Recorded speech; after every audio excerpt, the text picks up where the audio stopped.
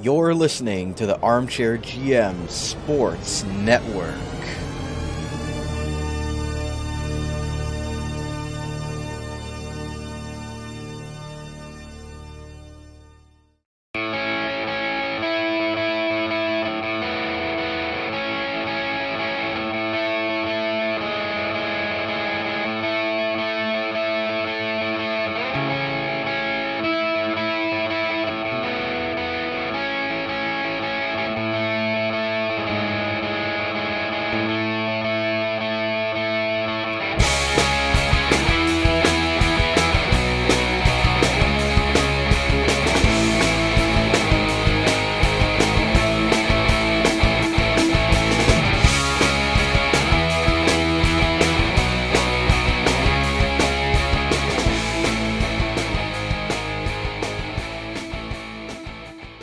Welcome into another edition of the OHL and 60 podcast with Colin Ward. I'm Reece Doumani. We've got BC behind the clouds running the show technically, and it an underwhelming round number 2 is in the books.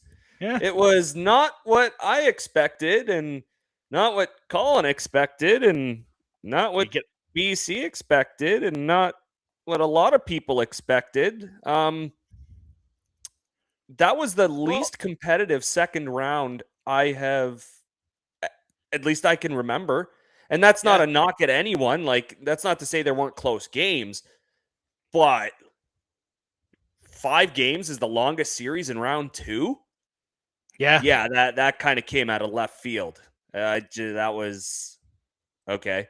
Did not expect that one, Wardy. No, that was something that, I mean, especially with Flint going ham against Owen Sound in round 1 and then laying a goose egg against Windsor, getting swept 4 straight. I mean, I didn't expect that. To be honest, when they were down 3-0 and I watched that game 4, great having John Paul Morosi on the call, by the way. That was awesome. Pretty cool in Flint. Yeah. He's doing great work with the U.S. hockey there and whatever he does in the state of Michigan. He's done a great job in hockey with the USA program and now at the OHL too in the States. But I thought that we were going to have like the reverse sweep situations when it was 3-0, because how good Flint kind of looked at times in that first period in the elimination game against Windsor. I thought they looked really good. And then obviously not enough, but I thought, well, we might get some reverse sweeps here. Obviously not Sioux over Kitchener.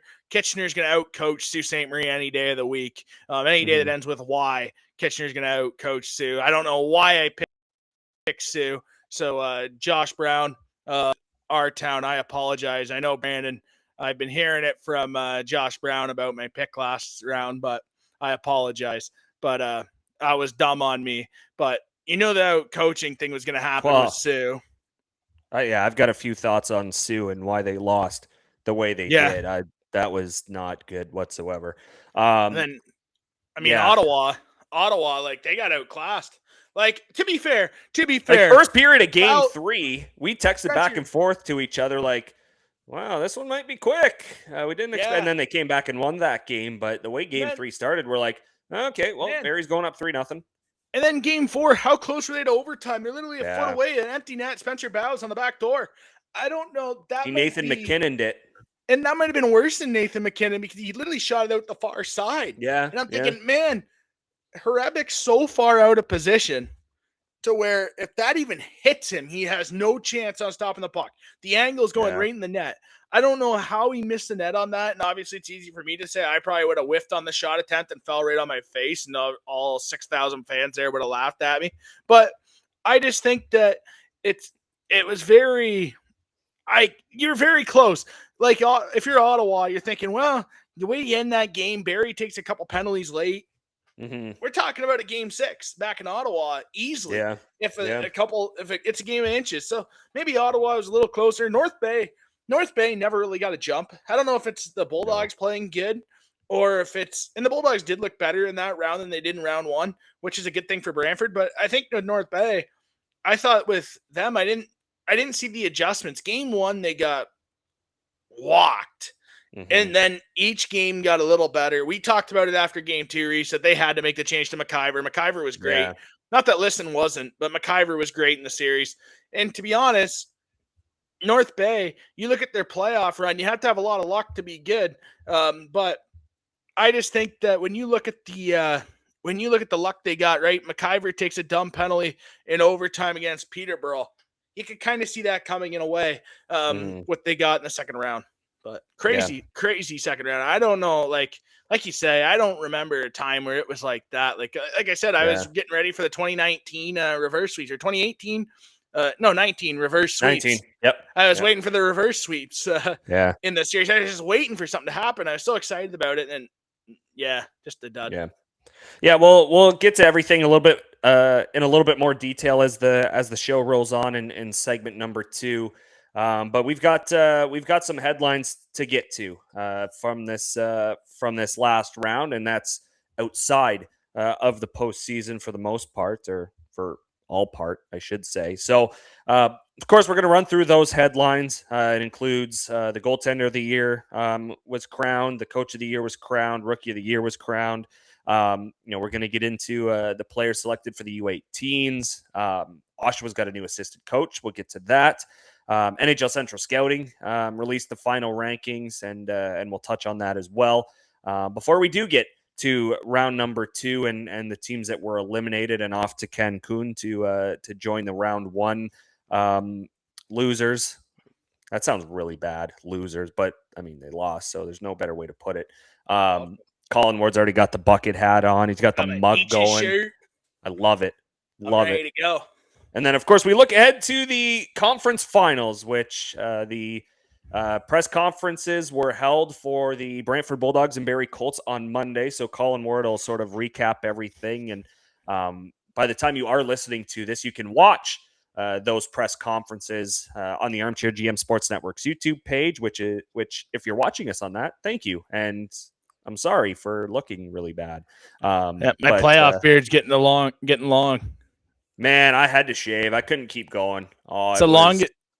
Yeah. Like, I could not survive as a player. Like, my beard, the way it grows, like, some dude said I looked Amish when I was in school because it keeps growing down. I hope I don't get suspended. It like grows down my neck, and it looks bad, and it's itchy, and like the hockey helmet strap rubs on it. It's not good. Yeah, I was telling Liza I want to get the Just for Men and touch it up because the patches on the side. You got grays coming through? No, I want to get I want to accelerate it so it grows a little stronger. Oh, I got you. The beard oil, I guess, like beard accelerator. Yeah. My luck is I'll go on Amazon and buy one, and it'll turn it like pink and purple or something crazy. Look like a peacock. But that's my luck. Man. But that'd be unbelievable. Show up to the arena and I got like purple, pink, like Captain Terry's beard grower or something. I don't know, something like that. Shout out to 2.5 Men. Starting with the headlines. This isn't new. The Niagara Ice Dogs and General Manager Frank Evola have mutually agreed to part ways effective immediately. So the search is on for a new general manager in St. Catharines. The news comes following Evola's desire to pursue other professional opportunities. Both parties agreed that stepping away was the best course of action. Again, if you're watching us on YouTube, you can see the full statement. If you want to read the very brief article on the Ice Dogs website, you can go and do that as well. Transition has been made with the full awareness of the Ontario Hockey League, which I'm not surprised with that, kind of the way things were handled last off season. So the search is on for a new general manager. Oh, excuse me. Colin, we're down the same road as we were a year ago. You ready? Go ahead. I'm a little speechless because I'm out of things to say about this whole kerfuffle and bleep show that's at the Meridian Center. So go ahead, Colin. All right, Ice Dogs fans, you ready? It's us. It's Reece, myself, BC in the clouds. We're with you right now. It's that time of the year again. Get your popcorn ready. Brandon, I hope you cleaned that up, by the way. I hope you got that cleaned up last week or last episode. I hope you got that cleaned up with the popcorn. Incredible. That was awesome. that was unbelievable talent. But are we surprised every year? It's a new thing. Every year it's a new thing. It's nice that the league signed off on it. It's nice that London signed off on it as well. I can't believe it. Man. And no pun intended, but stop making trades with London and I'll stop making the jokes. But I can't believe it. I can believe it, but every time, you know what they are? The Niagara Ice Dogs are like in The Office when you see that GIF where they have the 0 days without crap. That's the Ice Dogs. 0 days without failure. We got the one. Back to zero. We all know who the future GM's going to be. We all know who it's going to be. It's the first name starts with an E. I think it's crazy. I think it's absolutely crazy. I don't think Evola's moves and all of his moves he made were great moves this last season. But when you see a move like this, it's, hey, we see who's around the organization. Throughout this season, you can see this move coming in a capacity of who the future is. The rumors about the scouting staff, if that's true too. If that's true too about the emails, man, pretty bad. Put them in a game in Cornwall. At least Brampton, everyone picks on Brampton. At least Brampton has no crap in the front office. I cannot believe every single season. And this is the pattern how it goes. This is the pattern how the crap goes. Ready? One, we're going to fire our GM. We're going to fire our coach, obviously. If anyone thinks Barch is going to be around, come on. He got hired from Evola. And again, from our understanding, it was a 1-year deal for Chris Barch, so he has to sign a new contract with the Ice Dogs. There's a lot of convincing there. He's got all the leverage in the game. Hey, I thought he had a decent year other than playing the same system and dumping Chase all the time. But other than that, he wasn't horrible. At least he was competitive with them. And he let the guys play. But it's this pattern every single time. It's the pattern of crap. We're going to hire a new GM. Hey, we fire the GM. Here comes a new GM. Hey, this guy's got a plan. We're going to hire a new coach. Yep, you'll be gone at Christmas time. Next thing you know, we're going to go trade 11 draft picks this offseason like we've saw how many off seasons ago.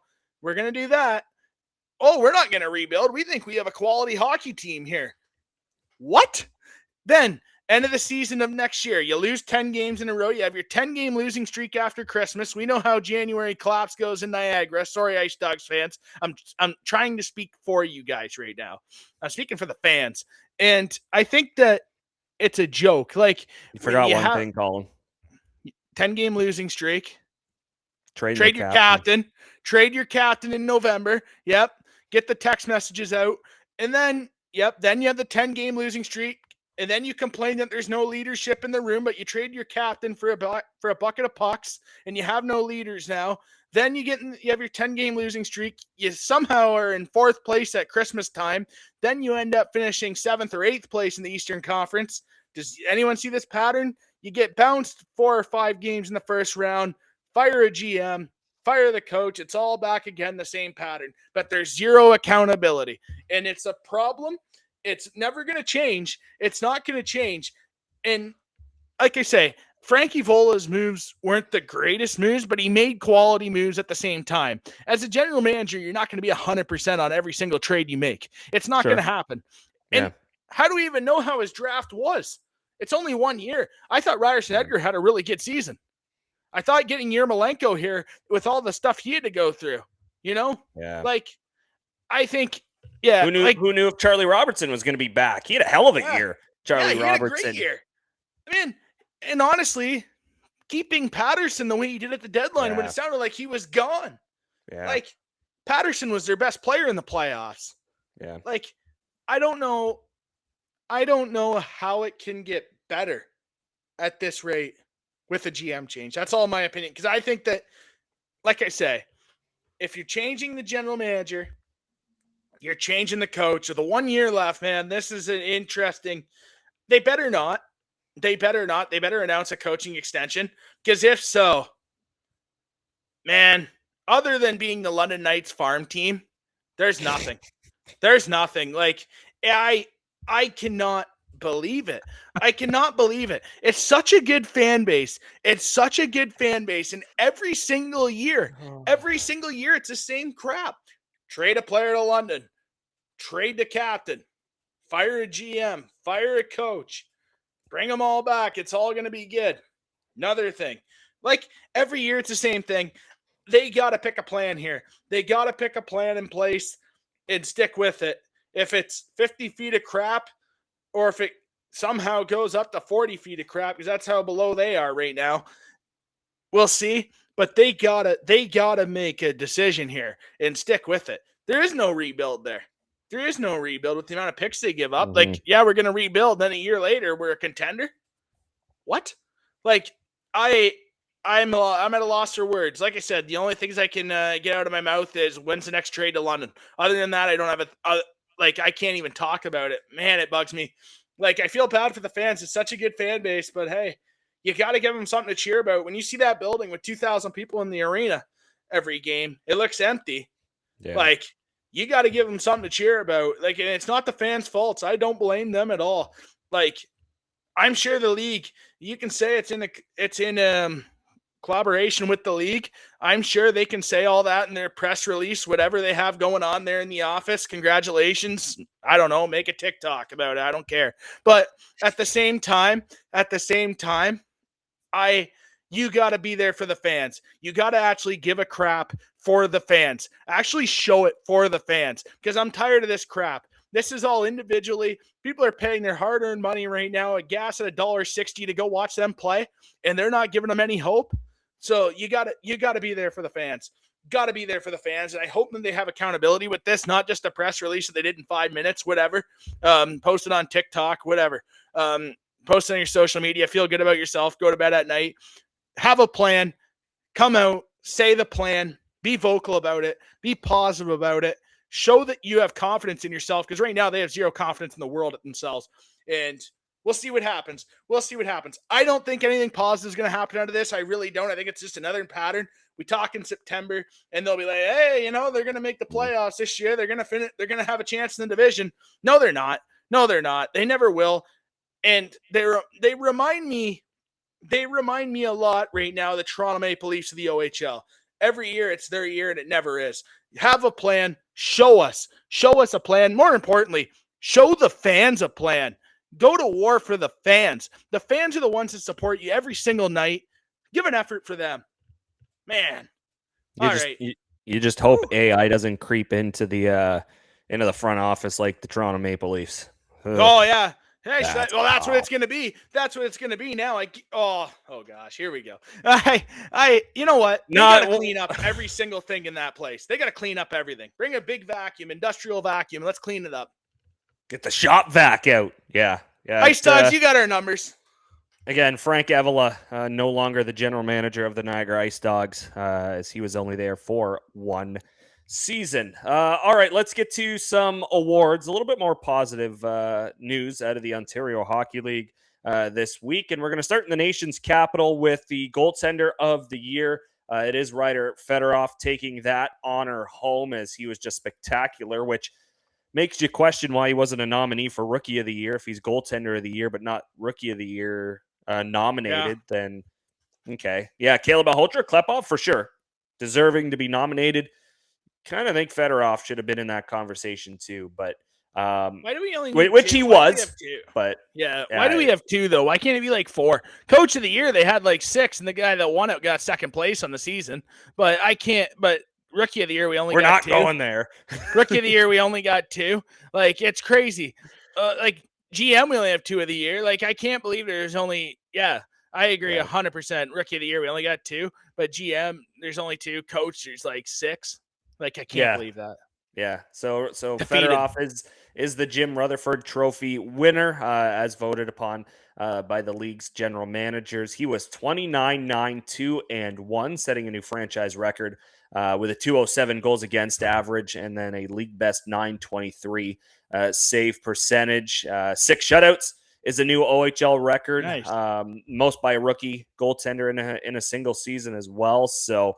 And you can read the article. It's on the OHL website, but he gives a lot of credit to the coaching staff, especially Andrew Mercer, the goaltending coach for the Ottawa 67s. And you know what? Give credit where credit's due. Andrew Mercer had Ryder Fedorov, who had never played in this league. We didn't really know what he was going to be in the Ontario Hockey League as a 17-year-old. You usually expect those guys to grow into being a number one over the years, but he came in and immediately had an impact on the 67s, right? You look at Jaden Nelson, and we knew that he was going to have an opportunity to be the number one, but we didn't really know if he was going to be. And we know they split time in the crease this season, but Fedorov really, really good. It just to watch him play, he was one of the best. Actually, he was the best, I should say, this year in the Ontario Hockey League.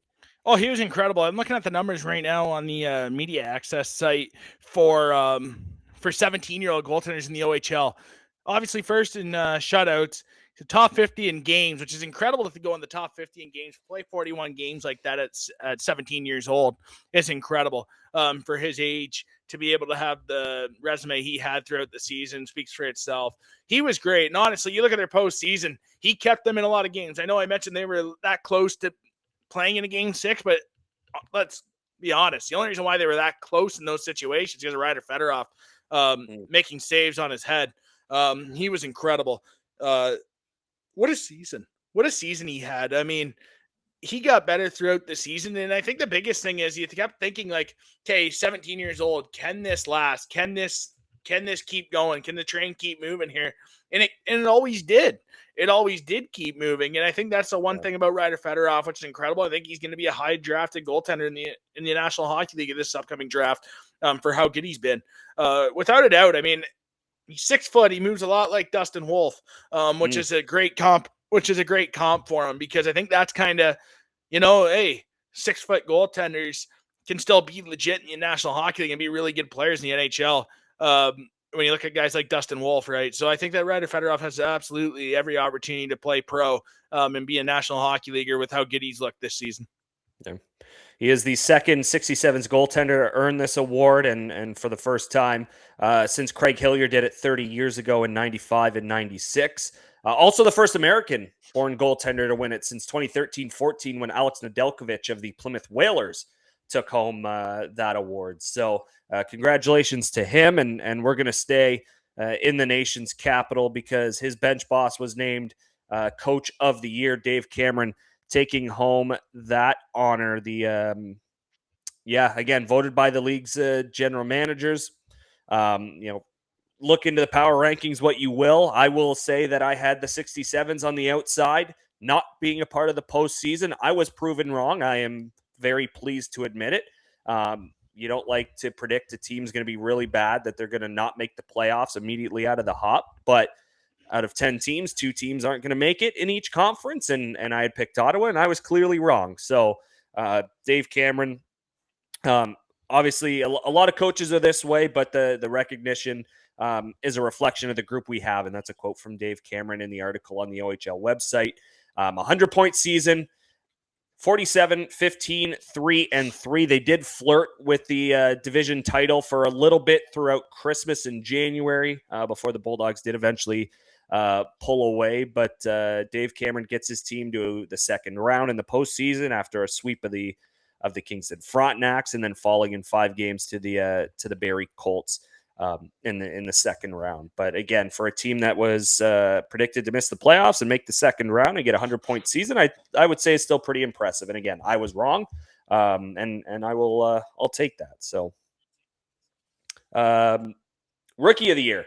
Now we are going to Saginaw, and I know we had the discussion a little bit ago. Caleb Malhotra, Nikita Klepov were the 2 nominees. Kind of felt like Ryder Fedorov should have been a part of this conversation as well. But it really is hard to argue with Nikita Klepov's season with the Saginaw Spirit. Again, another league voted on by the league's general managers. And I think what's pretty sweet is that for the first time since 2007, when Patrick Kane claimed the honor, the OHL Rookie of the Year is also the league's top scorer. And that's a pretty big name to be associated with if you're Nikita Klepov. And 97 points, 37 of those were goals. And again, this is no knock at the Saginaw Spirit whatsoever. That's an 8th place hockey club, right? You might not expect the league's leading scorer to be on the 8th place team, but he just found a way to stood out himself. Barabanov had a hell of a year, but Klepov sort of stood on his own in Saginaw. And you look at some of the young, talented players that Saginaw's had over the years. Klepov's now in that conversation with the Misas, with the Perfettis.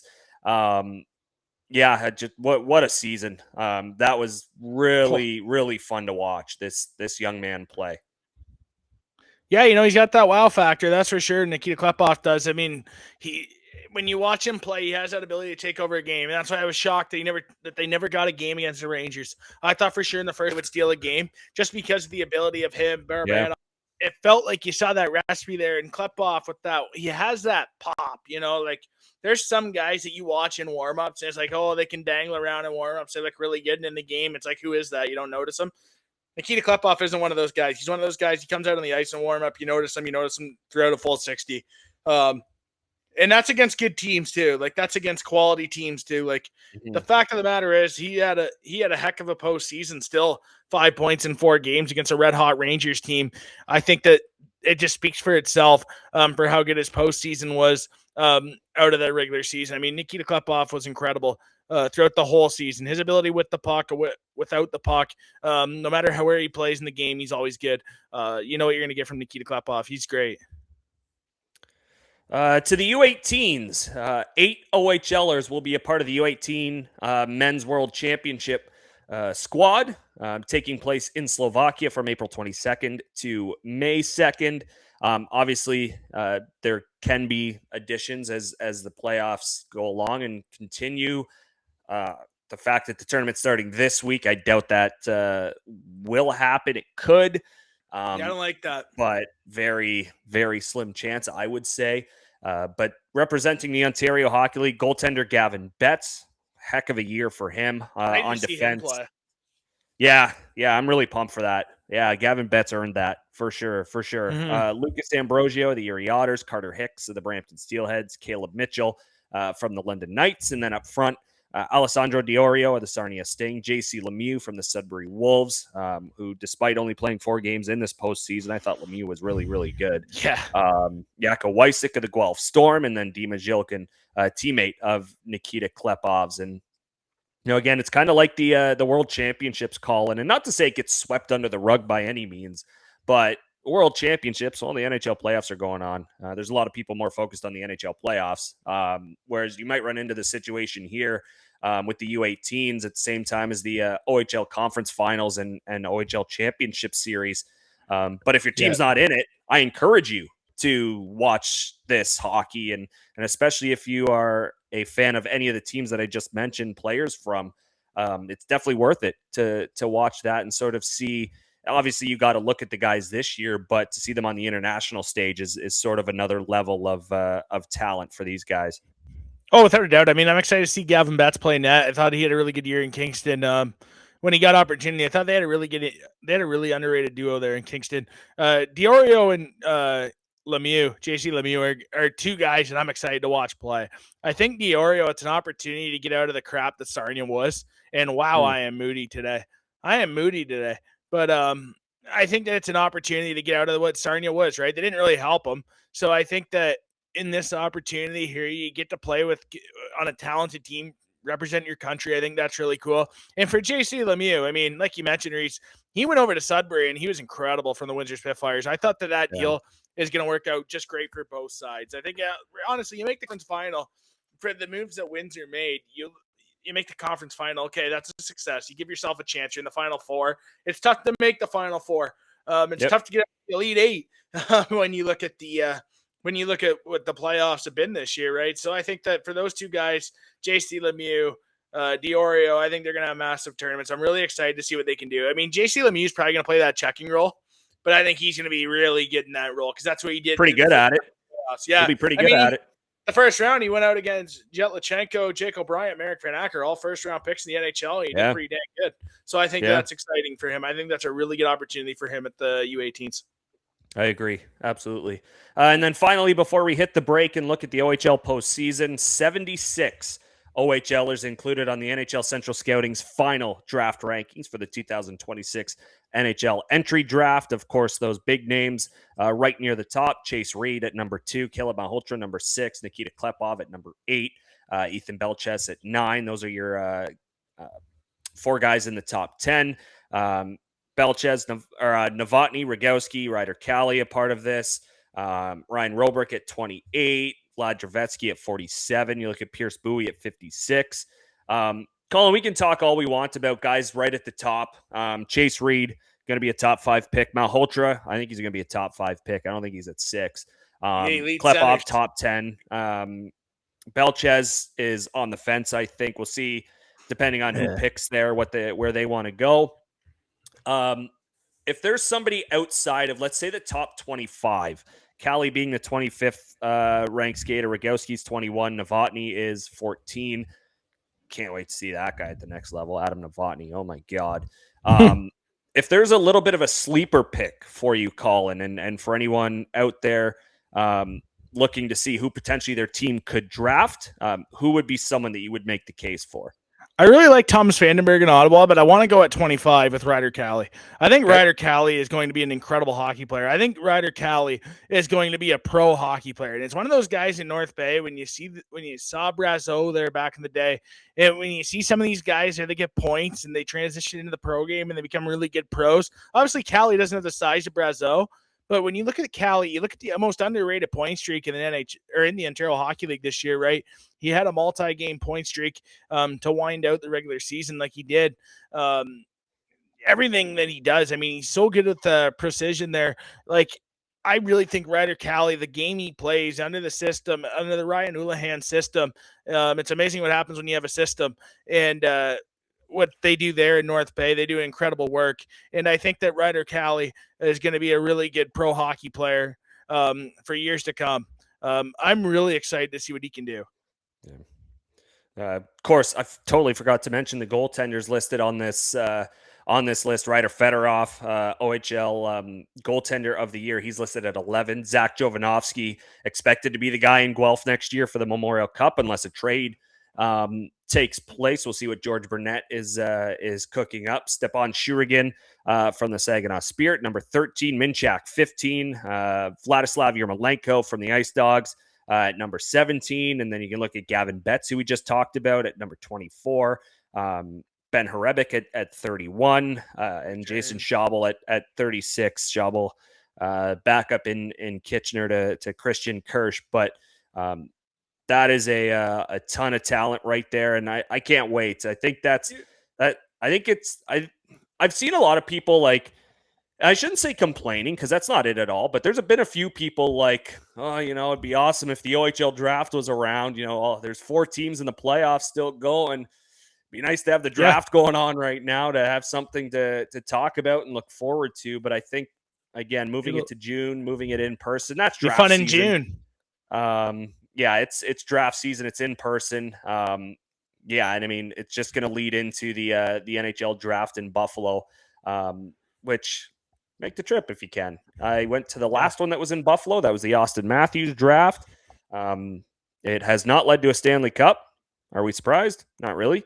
Matthews, hell of a player, but weird organization run by AI. It didn't work. Yeah. You know what's nice about the June draft? Come June, everyone's gonna be like, "Oh, I miss OHL hockey." Well, hey, here's an extra talking point. Come June. Yeah, come June. Point. Another thing I wanted to add was, do you think Ryder Fedorov gets a draft bump with the goaltender of the year? I think, because sometimes you see it, sometimes you don't. Like McNiven getting it. Like, how has that worked out? Like, I think so. I hope it does. Yeah, it's the 6 foot factor. He's not 6'2" or 6'3". That's the other thing. And again, it shouldn't hold him back. I really don't expect him to. However, that's where you drop a few picks. GMs are not fans of drafting goaltenders who are 6 feet tall, which is weird. But I don't know. What happened to the Darren Pangs of the world? Like, come on. Chris Osgood. Yeah. Yeah, right? Yeah, that's why I like watching Wolf in Calgary. It reminds me so much of Fedorov. I mean, the way they move, they're athletic in the net. They really don't have a style. They're kind of just in position, Yeah. very athletic, moves well. Like I really think that there's an opportunity here. Like I hope that there's a bump in the draft rankings due to that too, as well. With the hopefully teams have him higher on the board because it'd be cool to see Fedorov go in the top 3 rounds because he's deserving of that. Yeah. All right, let's hit the break. When we come back, we will take a look at round number 2, the teams who are eliminated, and then round number 3. The conference finals get underway this week. We'll chat about that next here on the OHL in 60 podcast. Fourth Wall is the official merchandise supplier of the Armchair GM Sports Network. Our user-friendly site is print to order with no minimum items or inventory needed, shipped right to your doorstep safely and efficiently from their North American warehouse. All of our logos are available to supporters, listeners, and viewers can have the best variety available to them for their swag preferences. All items are priced as low as possible, allowing everybody who wants to support our business with the opportunity to do so, receiving quality and comfortable products in return. Shop today at fourthwall.com with the direct link to our Armchair merch store in the description of all episodes and in the bio of all of our social media accounts. Become an Armchair GM today with Fourth Wall. Butt ends are hockey stick grips, specifically for the top of the stick, designed to replace traditional clock tape. They're made of rubber and offer a more consistent and comfortable grip than tape, aiming to improve performance and reduce slippage. Butt ends are an alternative to regular stick tape that provide enhanced grip and comfort, are durable, reusable, and consistent with the ability to reduce vibration. The grips are available in a variety of styles, designs, colors, and even have options for specific player names. At Butt Ends, they are committed to providing the world's highest quality stick grips and continue to bring new technology and ideas with each new grip design, regardless of sport. Alex Petrangelo, Akil Thomas, Max Domi, Aiden Hill, and Tim Stutzla are just a name of few who have proudly used Butt Ends for peak performance at the NHL level. Check them out at buttendswithaz.com and use our referral code buttends.com/discount/armchairgm to get 10% off your order as part of our community. Engineered for greatness and performance. Butt Ends, the #1 grip in hockey. You're listening to the Armchair GM Sports Network.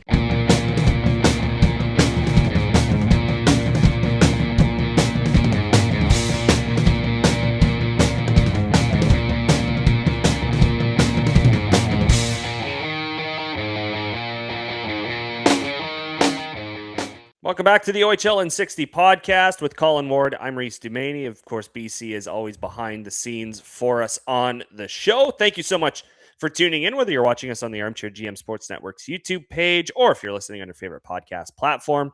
We hope you've liked the playoffs to this point. Unfortunately, a lot of the matchups have ended very quickly, but if the conference finals are the same, well, then I'm going to be speechless. I don't expect them to be, but I would be pretty speechless if they were. So we're going to get into looking back at round number 2 first before we preview the conference finals, and we are going to start in the Western Conference. It was a 5-game series between the Kitchener Rangers and the Sault Ste. Marie Greyhounds, number 1 seed going up against the number 5 seed. Kitchener winning the series 4-1. They win game 1 3-1. They win game 2 8-5. They win game 3 in Sault Ste. Marie 4-3. They lose game 4. Sault Ste. Marie takes that one 4-2 thanks to 4 third period goals by the Greyhounds. And then it was a dominant 5-1 victory for the Kitchener Rangers in game number 5 to close it out. And, I'll bring up this point first. If there's a delay in the schedule because Sault Ste. Marie didn't agree with back-to-backs on home ice and they were the only series with a back-to-back, yeah, let's do a back-to-back with travel. Like, really? Yeah. Come on, that's dumb. But I mean, Yeah, Kitchener really wasn't shivering. That was weird. Weird comment. I didn't really get that one. Plane. But they won 5-1 the next game, so that quote didn't age well. Should send it to like that. What's that X account that is like Unfortunate images events that precede the actual outcome or something like I don't know, something like that. I mean. Maybe we'll bring up Ottawa's tweet from December. Bye. But for me in this one, I thought Sioux was terrible in their own end. I did not think there was as much support for Carter George as there should have been. And that's not to say Carter George needs extra support from his club. He's a very, very good goaltender. But it's all But hands on deck in the second round. You can't have invisible defensemen in your own zone. Like, I thought he got hung out to dry way too often in this series, and this is not on him by any means. This is not on Carter George.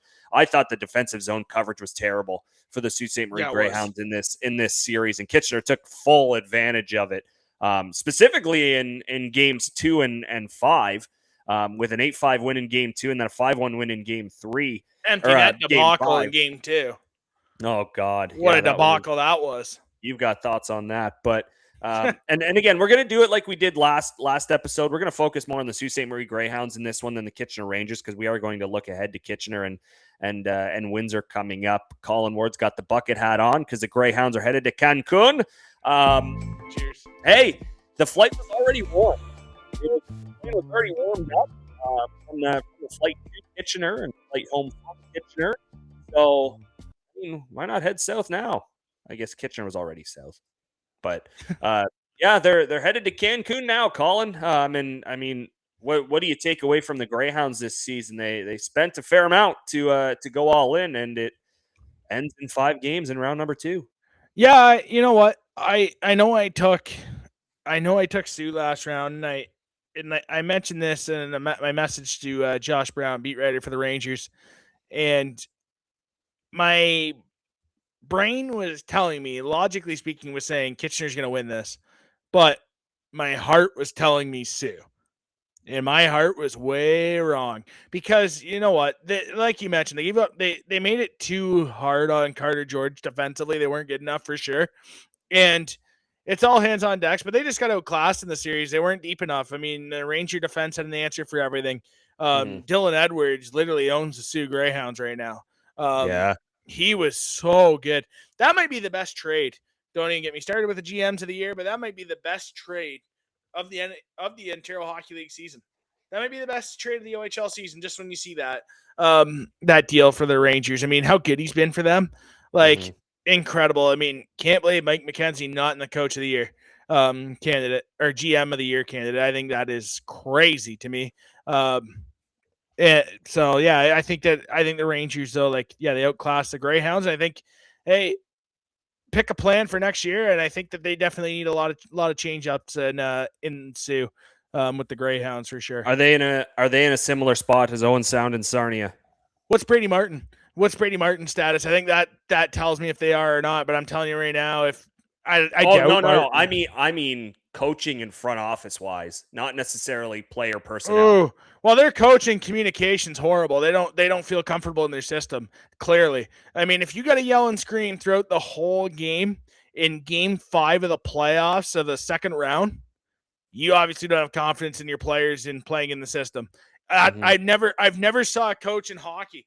I've never saw a coach in hockey in Game 5 in a playoff run have least amount of confidence in his players in the system. Clearly, there's no confidence. If you have to yell in direct orders at every single second, every single shift, you clearly don't have confidence in your system. And you speak to a lot of good coaches around the OHL. That's number one. That's number one, right? You put your systems in place in training camp. You have confidence in your systems. Why would you have to yell? Why would you have to panic like that on the bench? Game 2 made me upset because there's a timeout late. Why put the goalie at the blue line? Just pull him for the ozone draw. You clearly don't have confidence in your best player, your captain, taking the face off from Brady Martin. Yeah. Help him out with the winger win. Get the puck back to the point. How many times do we see that happen? And literally, Game 2 was the same day as Brantford won in double overtime against North Bay.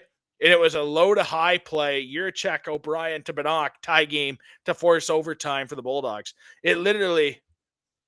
It's common sense when you pull the goaltender. And I watched that timeout, and I'm thinking, this is the Sioux Greyhounds to a T. This is what we've saw for the last how many years? Like, they call a timeout, assistant coach is drawing up a face-off play, I would imagine, runs the power play. Okay, he has the instruction board for the timeout 100%. 10 seconds left on the clock in the timeout. You see head coach there all of a sudden barking orders out. That's in one ear, out the other. Like I say, there's only one coach I watch in the league like that who I don't think has confidence in their system, in the way they play the game, and that's them. And I could be wrong, but they never win. So it's easy to say from Cancun, but tough one for the Greyhounds. But they have a lot of improvements to make in-house in order to make their roster a better quality roster. And like I said, they were a good team. They got a lot of luck this year for sure. But this is what they were. This is what the Greyhounds were: a second round team. They beat the London Knights. Hey, congratulations, that's your J. Ross this year. The rest is history. I wish I wouldn't have picked them. I'm sorry, Kitchener. Can't wait for my next round pick. Yeah. Well, Sioux Greyhounds, next victim off to Cancun. I guess you're not really a victim if you're going to Mexico. It's pretty awesome. But Sault Ste. Marie headed south for the summer. Next up in the Western Conference, an all-West Division matchup between the Windsor Spitfires and Flint Firebirds. It was a clean sweep for the Windsor Spitfires. They win game 1 4-2. They win game 2 6-5. They win game 3 2-1, and then they win it in game 4 by a score of 5-3. A lot of theories out there, Colin, on Flint.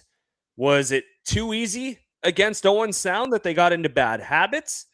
Was Windsor just a mile better once the playoffs started compared to the regular season where it was a fight to the finish for that division? Did like I said, did they run into a hot Spitfire team? Like what happened to the Flint Firebirds? Now there was no Kevin Healy game 3 and at all in game 4. But by that point, Windsor was in full control of that series. So what do you make of this for Flint? You know what? You look at the scores, right? 4-2 game 1, close game. 6-5 game 2, close as they can get. 2-1 game 3, close as they can get. 5-3 game 4. Every game was close. I mean, if you're Flint, you look back at this, it's like, well, man, it's not really, I know it's a sweep, but it's the closest sweep we could imagine. You know, you have 2 1-goal games. 1-goal games can be huge in the playoffs, right? The margin for error is so slim when you get in the postseason. I think for the Firebirds, it's one of those things where you peaked very high. They had a lot of highs throughout the season. You peaked throughout the year in that Owen Sound series. You looked really good. Obviously, you can't get much lower than that. And then all of a sudden, you meet Windsor, who, let's be honest, had a good series as well against Guelph, right? And they were just ready to go. I think this Windsor team was a team that they had a better scouting report on Flynn. And when you get into these situations about coaching, having guys ready, right? We saw it last year in the conference final in the East, right? Barrie wasn't ready. They weren't prepared enough to beat the Oshawa Generals. That's why they didn't show up in the series. And I think that this is one of those for Flint where maybe they just weren't ready enough. I thought their start in game 4, their first period, was really good. But for Windsor to be able to stand tall and to overcome adversity like that in playoff games speaks for itself. And I mean, I think it was game 2 as well when they were down Windsor and they had they had the wild comeback. Like, for Windsor to overcome leads like that and to be able to come back in games makes it, I mean, that's huge to overcome the test of adversity like that in the postseason, because we all know, like, this round against Kitchener for them, they're going to be down. They're going to be down in the series. They're going to be down in games. They're going to have an opportunity. They're going to have to come back. And I think that that's something for Windsor that is going to bode well with them for having this round against Flint. And for Flint, I think you had your chance. I think they had a really good team. Like I say, you read the scores. Windsor was just better. Sometimes you got to tip your cap. And I think that it's a tough one for Flint for sure. But at the end of the day, Windsor was just better. And I think for Flint, it's a hard pill to swallow, right? Because what's your team next year, right? Vicari played incredible for them this year. He had the best year of hockey he's had. You lose Kevin He for game 4 and in the third period of game 3. Like, those are tough. eligible next year too. Yeah, like, it's tough to see where Flint's going to go. I would imagine it's a rebuild. And that's the toughest pill to swallow for them, right? To not get to the conference final when it felt like, personally, like, I thought this was the year that, they get the conference final, they get the chance to be the team. Right. Drop the ball in round 2. Yeah. And I mean, last time they were really in this conversation, 2022, it was the same team that took them out, albeit it went 7 games in 2022, but their nemesis, the Windsor Spitfires, there's always going to be the rivalry between the Spirit and Firebirds. Don't get me wrong.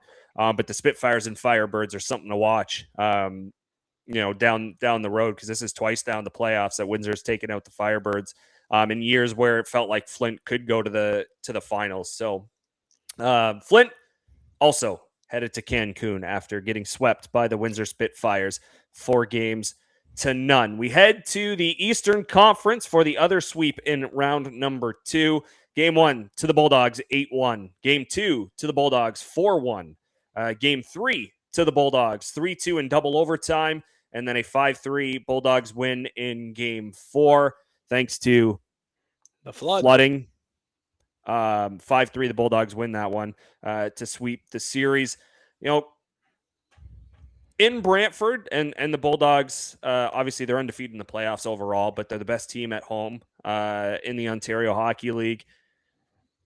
In no parts of games 1 and 2 did I think the Battalion had a chance. I thought that's how dominant Brantford was. And you can look back at round number 1 against Sudbury, where that series was way closer than you thought it would be. Again, it was a sweep, but you look at some of the scores and how Sudbury played, you're like, you know what? Tip your cap. Sudbury played really hard and really well. And then you look at these first 2 games, even game 3, Battalion, expecting it to be tighter, and you're like, what? That's not North Bay. And you're right. Game 3, it went to double overtime. But Bulldogs were better by a mile. Wasn't even close. Yeah, if the Bulldogs could get a save, I mean, yeah. That's the one thing I'm going to take away. Like, we didn't see North Bay in this series. I'm not sure what the heck happened. Again, whether it's just preparation heading into this series, or I don't know if Peterborough took that much out of them, but that was not a typical North Bay team. And yeah, they had a couple of guys banged up. Barch didn't play game 1. But it was far from what we expected by North Bay. Yeah, for Barch, what he battled through, what Petrie battled through, the lower body. I mean, that's tough for them. I mean, those are two. I mean, Barch played in the rest of the games, but he wasn't himself. And when you see the article after game 3 and you see the quote from Ryan Willihan, kind of makes perfect sense. We know the Bulldogs are going to have, we knew they were going to have the puck. We knew they were going to own possession. We knew they were going to outshoot us, but we got to limit their chances to the outside. Well, the Bulldogs are one of the only teams that you can say, okay, we're going to give them the interior on the ice, like the outside, but you're going to give Jake O'Brien open seams then to make those passes from the outside to the inside. And there's nobody better than Jake O'Brien that sees the ice passing the puck the way he does. Nobody's better in the Ontario Hockey League at that. And I think that that's something there where you can do that with the Bulldogs for sure. You want to take the front of the net away, automatic. But giving guys like Adam Banach, Jake O'Brien, Jet Lachenko, who had an excellent chance in game 4 on the Jake O'Brien goal with the deflection. Like, you look at those types of plays, like, you can give them the outside, but you look at the majority of the goals they got scored on, they started from the outside. It's one of those things where the Bulldogs had to answer for everything North Bay did. And I thought North Bay, maybe they got banged up in that Peterborough series for sure, but Mike McIver came in and played great. I mean, he's the only reason why it wasn't a blowout in game 3 in the overtime. The Bulldogs were that good. And I thought North Bay gave it their all in game 4. They just couldn't match up with the Bulldogs, in my opinion. They just couldn't match up. And that's what it came down to in the 4-game sweep. And it was a 3-goal deficit in game 4 as well. Bulldogs went up 3-0. You're thinking, okay, they're going to cruise to victory. And then all of a sudden North Bay comes back to tie it. Bulldogs obviously got the next 2, including an empty netter. But that's another sweep in round number 2. The Bulldogs take out the Battalion, who head to Cancun. And for North Bay weather, give me some Mexico. Give me some beach, nice some margaritas. Yeah, that nice heat can get rid of the flood. Flood. That's not to say there wasn't a flood. I saw the photos, but there's an inside story to that we're not going to share. And finally, in round number 2, the Barrie... Round number 2 concluded with the Barrie Colts taking down the Ottawa 67s in 5 games. Barrie winning game 1 4-2, winning game 2 5-3. Ottawa coming back in game 3 to take that one 5-2, make the series 2-1. Game 4 felt like it was going overtime, and then a wide open 4x6 was missed, and Barrie hung on for a 3-2 win. And then game 5, it was the Colts with a 4-1 win. Yeah, that kind of felt like the nail in the coffin a little bit there, Colin, where And again, you can't go down 3-0 and expect to win every single time. I think that's a bad recipe to start down 3-0 and then try to start playing. Sounds like the Detroit Red Wings in March. Or just you don't get down show up at the arena. Well, yeah, there's that. Yeah. But to get down 3-0, I mean, it was a tall hill to climb regardless, whether you tied it or not. If you're the 67s in game number 4, but again, I just thought Barrie was better. Best way to put it is I thought they took a huge bite out of the Ottawa 67s in this one. I've got a few thoughts on some other things. I'm not gonna get into that now. But the Barrie Colts were clearly the better team. I thought Ottawa was actually better in game number 5 in terms of chances and possession. But the Colts overall were in control of most of this series, and that's what counts. And that's what got Barrie to a 4-1 series win. Yeah, they were desperate, Ottawa, for sure, in game 5. I mean, they had to be. I thought that game 4 was kind of, and I know in Ottawa, you heard talks after the game about, well, the way they ended the game, there's confidence. But at the end of the day, you're going down to Barrie 3-1 with your backs up against the wall on the road. That's a tough ask. And I think that honest, and like I said, it felt like, and I don't want to put pressure on the poor kid, but it feels like when the net wide open like that and you miss it, it's like we saw that at the Olympics.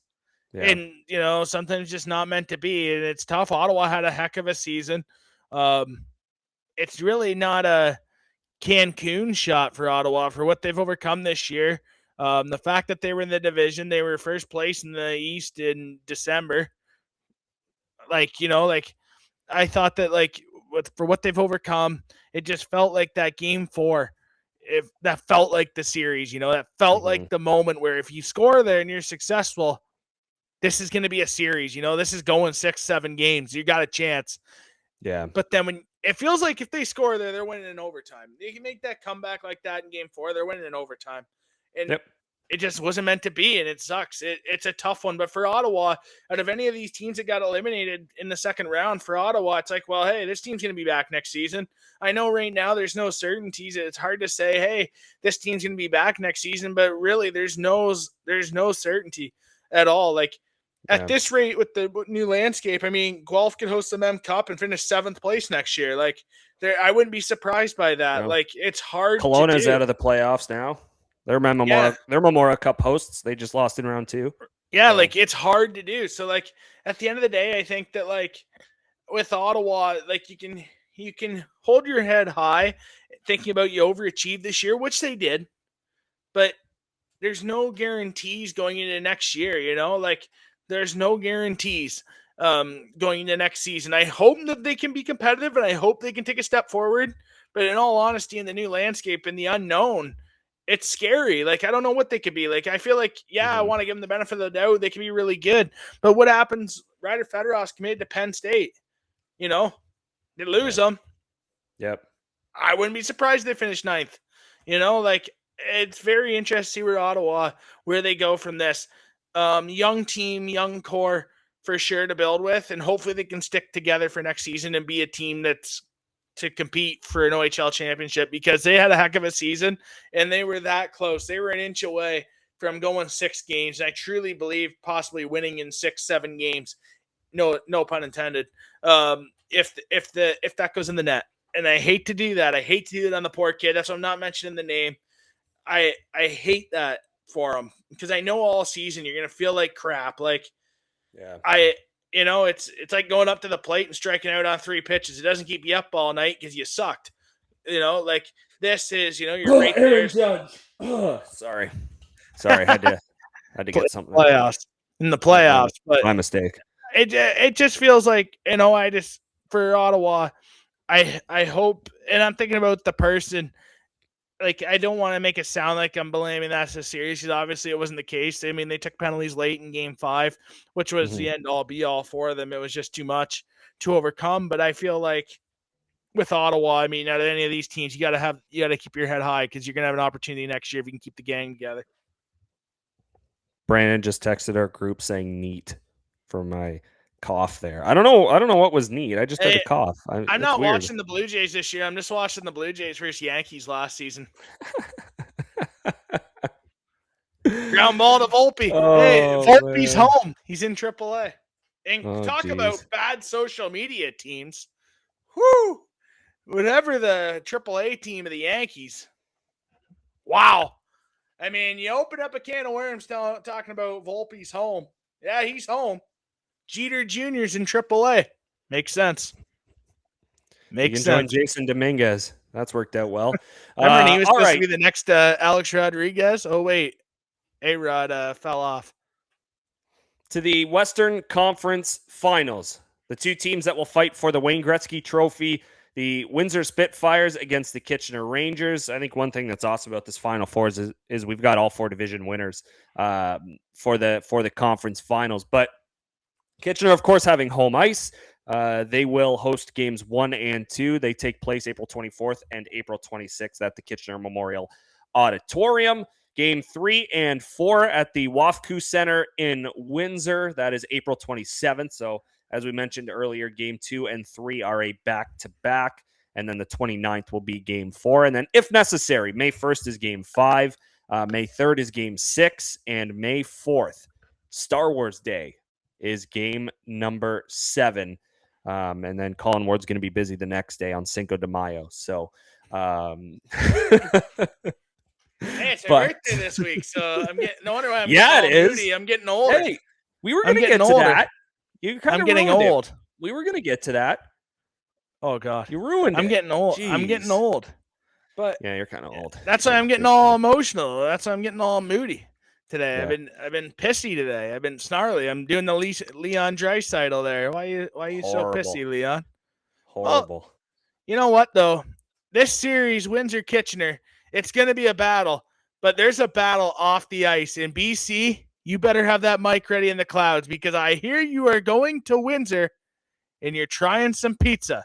We better get a pizza review on the next episode here. Better. We have to. Where is Yeah. he? We need We it. have We to. need it. Like, We'll need we'll it. have some sort of pizza content coming for sure. That'd be Manny that'd be- Pava. Joe Guest, Concierge not a Pava. big deal. By the way, our clip with Joey Costanzo about his pizza is still getting comments on TikTok about people commenting their favorite Windsor. Reach out. Reach out to Joey. Hey, I know it's the playoffs. I know it's hard in the schedule, but if there's time, if he's got a half hour out of his day, get a pizza review with him. Ooh. Get a pizza Quality review with content. him. That's the quality. It's a content that You people know how they do want. carpool Not karaoke? asking- Do carpool pizza. Hey, that's the content the people want. The pizza people want. Not the content where we're asking people behind a camera questions. No one cares about that. We want to know about the pizza reviews in Windsor. BC, you got potential there to really, Reece, this could be to control and effect. This Awesome. could be to control and effect, BC. Be bait. great. The ball's in your court. I'll be on the scene for games 3 and 4 in Windsor, so I'll do my best. All right. All right. There we go. Alrighty. There we go. Woo! Out of this one, Colin, there's playoff history here between the Kitchener Rangers and Windsor Spitfires, and that even goes back to the 2009-2010 Memorial Cups for the Windsor Spitfires. There was a time that the Rangers were up 3-0 on their way to an OHL championship, and then Windsor had other ideas because they pulled off the reverse sweep and won that series in 7 games. But what are you looking forward to most out of this series? Is it Costanzo and Kirsch? Is it O'Reilly versus Greentree? What are you looking for out of this one? I think Windsor's playing a complete game. I think everyone in the East talks about Brantford, but I don't think they talk about Windsor enough in the West. I mean, I think with Windsor, they haven't lost a game yet, I don't think, in the playoffs. And Nope, yeah, they're- they have they're not. undefeated Yeah, they as swept well. Guelph. Yep. Yeah, they swept Guelph. So, you haven't lost a game in the postseason yet. You start off on the road in Kitchener, which is crazy to think, right? Like, you haven't lost a game in the playoffs, and you start off the conference final on the road.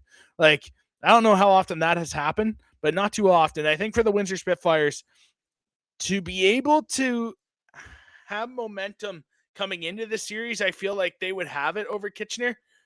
And I know that's crazy to say, and you might think, well, why? Because the way the Spitfires are playing right now, they're coming over a team like Flint, where Flint, let's be honest, they were the favorites coming into that round after what they did to Owen Sound. We got our answer on Owen Sound. They were just that bad. They quit. And And you look at Windsor now when they go into Flint, they play like the way they have. They were a force. I mean, Villeneuve's playing really good hockey right now. Yeah. Ferron's playing good hockey. Look at their additions they made at the trade deadline. I mean, they're playing good hockey. But the Kitchener Rangers, the one thing about the Rangers that, in my opinion, is if they are not successful in achieving their dream of the J. Ross, Mem Cup, everything along those lines, the one thing that I believe will haunt the Kitchener Rangers is that 10-minute lapse they have in a game. There's 10 minutes in a game where they just give up a couple of goals, and it's like, well, now we got a game. So what we saw in game 4 in the third period, Yeah. essentially. Yeah, and I mean, like there's always parts of games where it's like there's a 10-minute stretch where they give up goals. Game 2, they had that. Game 2, they had that where Sue didn't look great, and then they get a few goals, and it's like Brady Martin didn't even really do much in the game. Like, but they still found a way, Sue. Yeah.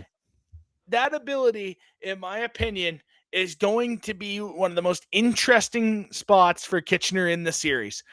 I think with Windsor, you take 10 minutes off in a game, you're in trouble.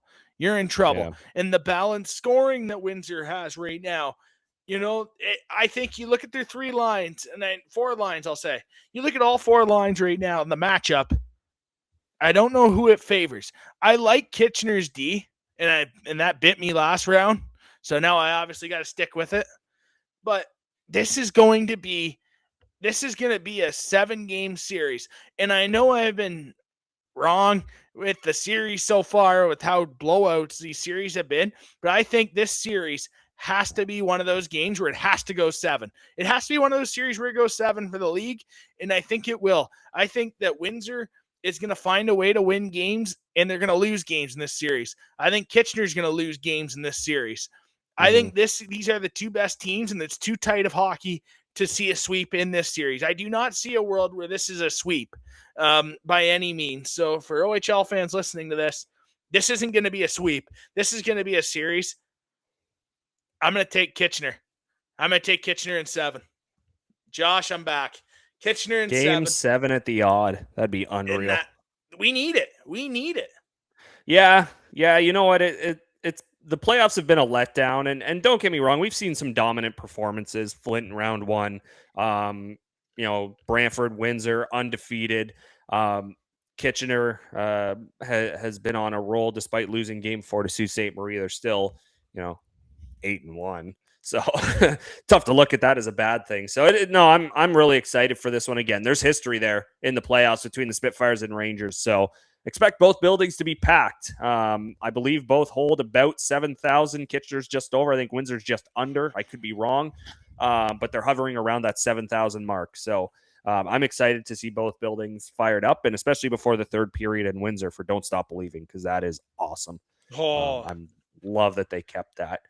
All right, to the Eastern Conference Finals, the 2 teams fighting for the Bobby Orr Trophy, Barrie Colts and the Brantford Bulldogs. Again, these are the 2 division winners from the Eastern Conference. Game 1, April 22nd in Brantford. Game 2, April 24th in Brantford. Then the series will shift to Barrie. April 26th is Game 3. April 28th is Game 4. You look at Games 5, 6, and 7. Game 5 is April 30th. Game 6 is May 2nd. And Game 7 would be on May 4th in Brantford. Colin, we saw these 2 teams meet in the past, albeit different groups. Don't get me wrong. In the 2023 playoffs, Brant Clark was a Barrie Colt at the time. Nick Lardis was into his first season as a Bulldog. Different stars nowadays. Sahil Panwar. Oh yeah, Sahil Panwar played for London, Flint, Peterborough, and Hamilton. History with Colin Ward. Hey, I am history.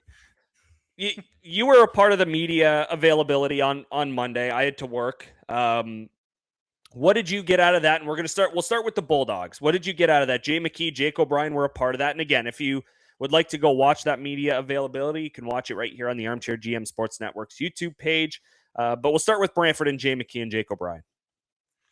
Yeah, you know what? This in Brantford's case, they've had a lot of energy in the postseason so far. You really see that vibe switch here.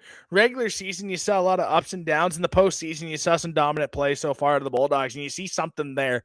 You see some. I see something there, like I see something there for the Rangers. It's meant to be for those teams. And when you see a team on a run, that's you get that vibe. You see it before it comes. Yeah. And I think that those two teams in the league right now really stand out to me throughout the season. And Brantford, you really saw the energy at the press conference. You really did. I thought that maybe there's nerves, but maybe they're just dialed in. I think Barrie had a lot of nerves as well. I mean, Baudouin, Aitchison, they're quiet, like not a lot to say. And to be fair, there isn't really a lot to say. It's a touchy subject. I find the pre-series press conferences to be quite dry because coaches aren't tipping their cap, players aren't tipping their cap. You get what you get and you move on. You're not going to pry for answers in the press conference beforehand because you're just not going to get them. And I think that for both sides, it was like that. But I think for Brantford, there's been a lot of energy throughout this playoff so far. The depth of the team. I mean, they have a third line right now. Charlie Paquette, Gabe Frasca, your pick on the Dogcast, Reece, to be one of the most valuable players in the postseason for the Bulldogs, Gabe Frasca. And Luca Testa, who I think is playing his best hockey he's played in the OHL so far in his career. And I think that you look at a line like that as your third line, it's hard to match up against. It's hard to get three lines where your third line can match up with that. The Barrie Colts are 2 lines deep. That's what's going to be the challenge for the Colts, the 2 versus 4 lines there. But I feel this is going to be a series. I have Brantford in 6 games. I think it's going to be a good series. And I think for the Bulldogs, they trust the depth, they trust the system, and they showcase that in the press conference. For Barrie, I mean, their big thing is penalties. And I mean, on the flip side for the Bulldogs, it should be as well. But for Barrie, penalties are a big thing for the for Barrie. Let's be honest. Their Achilles heel is taking dumb penalties. They do that too many times, and it starts up top. It starts with their leadership. Baudouin, no, but Aitchison, let's be honest. You hear Josh Sweetland, director of OHL Communications, say the question. He's no story to spending time in the box. He's no stranger. It's no secret. It's no secret. But the Barrie Colts and their coaching staff, from what I get from the press conferences, essentially said, okay, we know we're going to take penalties in the series. We can't take dumb ones. Logically speaking, yeah, you would hope that. But the way they play the game, the way Barrie plays the game, they're 2 different teams. When they're winning, they're really hard to play against. It's all about the starts of their games. It's all about how their first period goes. Their first game, and if they score the first goal and they're feeling good, hey, there they go, right? But they're the team in the third period that if they're down a couple of goals late, they're going to run around. They're going to look for stuff. And it's been no secret. Honestly, I didn't think the Barrie Colts looked great against the Niagara Ice Dogs in the first round. I mean, let's not forget when they were up like that and then they almost blew it. Didn't almost, but it was closer than it should have been. There's been games. An 8-1 game at one point finished 9-6. Big time. Yeah. There's been games that, you got to have that step. And I think for Barrie, they're a heck of a team. It's going to be a really good series. They got every chance. To win the series. It's going to be a good series. I could see them winning the series for sure. But it's going to be, and like I say, we know Ben Wilmot, we know Emil Hemming, we know Brad Gardner, Cole Baudouin. We know they're going to get the goals. We know they're going to have chances. Everyone in the OHL knows that those guys are superstars. They're really good. We know Aitchison has a shot on the power play. What a matchup that's going to be. Ben Danford on the penalty kill side with Kayshawn Aitchison in the flank. What a matchup that is on the penalty kill for the Bulldogs, power play for the Colts. But I feel like at the end of the day, it comes between the ears for the Barrie Colts, Elias and Aitchison. That's what it comes down to. Zabeski as well. Can you keep your head on your shoulders? If you play composed, you're going to have a chance to win the series. If you don't and you run around, hey, Kayshawn Aitchison trade off for Ryder Bolton. That's a huge win for the Bulldogs. Jay McKee's taking that matchup all day. So if you're the Barrie Colts, you got to keep the head on your shoulders. You got to stay composed through a 7-game series. You're going to have to win a late one. If the Barrie Colts are going to win the series, you're going to have to win in 6-7 games. You're going to have to go a long ways to have a chance. So the way you do that is you keep your head on your shoulders. You got to play with composure. And if they can do that, they'll be successful.